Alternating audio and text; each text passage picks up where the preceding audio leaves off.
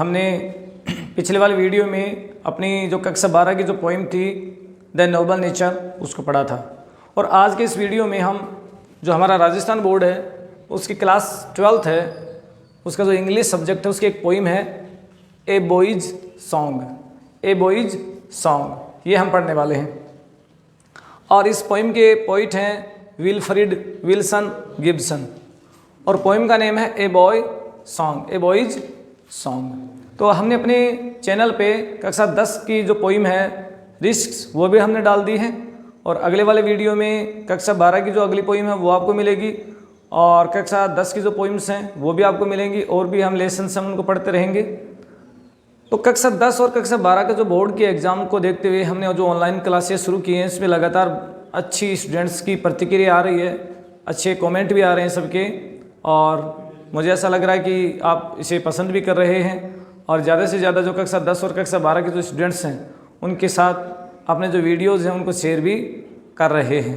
तो आपके अपने चैनल स्मार्ट स्कूल क्लासेज में आज हमारे पास जो पोइम है वो है ए बॉयज़ सॉन्ग, ए बॉयज़ सॉन्ग। तो सबसे पहले हम ये देखते हैं कि एक कवि हैं विल्फ्रेड विल्सन गिब्सन, ये इस पोइम के पोइट हैं। और अब हम पोइम को पढ़ने से पहले ये देखें कि जो अबाउट द पोइम है जो पोइम के बारे में है उसमें हम देखेंगे कि इस पोइम में क्या दिया हुआ है। तो वो देखते हैं अपनी मोबाइल स्क्रीन के ऊपर जो अबाउट द पोइम है बुक में दिया हुआ है वो आप देख रहे हैं और मुझे ऐसी आशा है कि आपने बुक अपने साथ ले ली होगी और अगर आपने बुक नहीं भी ली है तो उसकी आवश्यकता आपको नहीं पड़ेगी। The poem is about nature's precious gift of freedom to all its inhabitants. ये जो पोइम है अबाउट यानी बारे में, नेचर्स प्रकृति का, प्रीशियस गिफ्ट अनमोल उपहार, ऑफ फ्रीडम, फ्रीडम मीन आज़ादी, to all its inhabitants, inhabitant mean निवासी, प्रकृति के जितने भी हैं प्राणी हैं निवासी हैं उनकी जो आज़ादी है उसके बारे में ये पोइम है। लाइक मैन इंसानों की तरह, birds are also important manifestations of life, इंसानों की तरह जो पक्षी हैं वो भी जीवन के एक महत्वपूर्ण अंग है। मैनिफेस्टेशन का मतलब है इस प्रकृति के अंग हैं। That add to the beauty of nature, और वो जीवन जिसमें हम प्रकृति की सुंदरता जुड़ती है, एंड जॉय ऑफ ह्यूमैनिटी मानवता की खुशी कब जुड़ती है, ओनली केवल, व्हेन एंड जब, दे आर अलाउड मीन अनुमति देना, to fly free in the open air, जब उनको खुली हवा में उड़ने की अनुमति दी जाए। तो पक्षी हैं, इंसान है, सब प्रकृति की सुंदरता को बढ़ाते हैं। And the vast expense of the limitless sky, limitless sky mean जिसकी कोई सीमा नहीं है, असीमित आकाश में जब उनको खुला उड़ने दिया जाए। The poem expresses the poets feeling of intense Joy, ये जो पोइम है एक्सप्रेशन व्यक्त करती है कवि की जो भावनाएं हैं, खुशी की जो भावनाएं हैं उनको दर्शाती है। Which spring from his realization that all birds uncaged, uncaged mean जिनको कोई पिंजरा नहीं लगाया जाता है, उनको खुला छोड़ा जाता है, आज़ाद रहते हैं पक्षी। And free to fly from place to place, जो एक स्थान से दूसरे स्थान पर उड़ने के लिए फ्री हैं। फ्रॉम ग्रीन ट्रीज, जो हरे पेड़ों से लेकर, to the bright skies belong to him, जो कवि का खुद का आकाश है, मतलब आकाश को भी कवि अपना बताता है। तो हरे पेड़ों से लेकर चमकदार ब्लू स्काई में पक्षियों को उड़ने की आज़ादी दी जाती है। Because he does not set traps, traps mean जाल, एंड केज यानी पिंजरा देव, क्योंकि पक्षियों के लिए कवि न कोई पिंजरा लगाता है न कोई उनको के लिए जाल लगाता है। The poet successfully established an emotional bond with the birds, इस पोइम में जो पोइट हैं सक्सेसफुली यानी सफलतापूर्वक, इस्टाब्लिश यानी स्थापित करते हैं, एन इमोशनल बॉन्ड एक भावनात्मक बंधन, एक भावनात्मक जो बंधन है पक्षियों के बीच में और इंसान के बीच में वो स्थापित करते हैं विद बर्ड्स, एंड दस shows a tendency toward empathy, और इस प्रकार एम्पैथी मीन सहानुभूति, इस प्रकार से कवि पक्षियों के प्रति अपनी सहानुभूति दिखाते हैं। तो अब हमने इस पोइम को पढ़ने के बाद इसमें ये देखते हैं कि कविता किस विषय पर है और कविता की जो लाइन टू लाइन जो एक्सप्लेनेशन है वो देखते हैं। अभी आपने देखा कि इस कविता में जो पोइट हैं विल्फ्रेड विल्सन गिब्सन, वो स्वतंत्रता की बात करते हैं। वो कहते हैं कि जब पक्षी स्वतंत्र होते हैं, आज़ाद रहते हैं आकाश में उड़ने के लिए, हरे पेड़ों से आकाश में उड़ने के लिए, तो वो प्रकृति की सुंदरता और प्रकृति की खुशी को बढ़ाते हैं। लेकिन जब पक्षियों को पिंजरों में डाल दिया जाता है या उनकी जो स्वतंत्रता वो छीन ली जाती है, तो ये बिल्कुल भी अच्छा नहीं है, इससे प्रकृति बदसूरत लगने लगती है। इस प्रकार से इस पोइम में जो कवि हैं वो हर व्यक्ति की, चाहे पक्षी हो इंसान हो, इनकी स्वतंत्रता की वकालत करते हैं। तो अबाउट द पोइम देखने के बाद अब इसके हम लाइन टू लाइन एक्सप्लेनेशन देखते हैं। अब देखिए जो अपनी पोइम है उसका हम लाइन टू लाइन जो एक्सप्लेनेशन है वो देख लेते हैं। तो देखिए एक बॉयज़ सॉन्ग मीन एक छोटे बच्चे का गीत, मतलब यहाँ बॉय कौन है? The poet. और पोइट कौन है हमारे? Wilfred Wilson Gibson. तो देखिए बिकॉज क्योंकि, आई यानी मैंने, किसने? पोइट।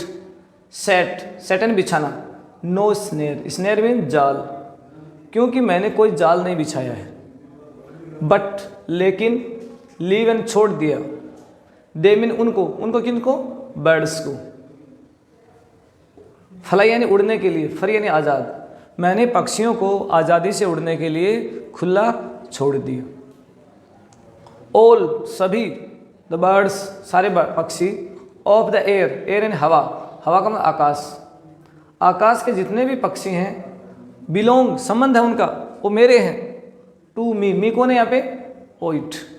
और पोइट कौन है? गिब्सन।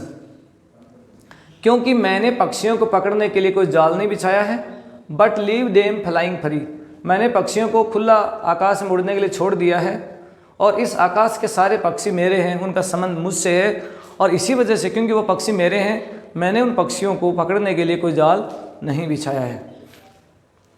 फ्रॉम द बल्यूटिट होता है एक छोटा सा पक्षी, बल्यूटिट होता है एक छोटा सा पक्षी जिसकी तस्वीर आप देख पा रहे हैं। ऑन द स्लो का मतलब होता है आकाश में, जो भी पक्षी है छोटा सा बल्यूटिट से लेकर टू ईगल बाज बड़ा पक्षी जिसकी भी फोटो आप देख रहे हैं। ऑन द हाइट, चाहे ज़मीन पर बैठा हुआ छोटा सा पक्षी बल्यूटिट हो या आकाश में बैठा हुआ बड़ा पक्षी हो। अनकेज्ड, केज यानी पिंजरा, देखिए केज यानी क्या होता है? पिंजरा, और अनकेज यानी पिंजरे से बाहर निकालना। दे यानी वे, कौन? पक्षी, बर्ड्स। कम यानी आते हैं, एंड गो यानी जाते हैं।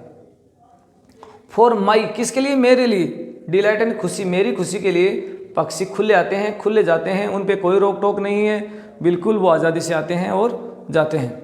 सो द सनवार्ड वे, और इसी प्रकार से देखिए सनवार्ड वे मतलब जब सूर्य सुबह उदय होता है तो पक्षी पूर्व से पश्चिम की ओर जाते हैं, और जब शाम के समय सूर्य पश्चिम में अस्त होता है तो पक्षी पश्चिम से पूर्व की ओर जाते हैं। तो देखिए सनवार्ड वे, आई यानी मैं, शोर का मतलब यात्रा करता हूँ, शोर का मतलब यात्रा करता रहता हूँ।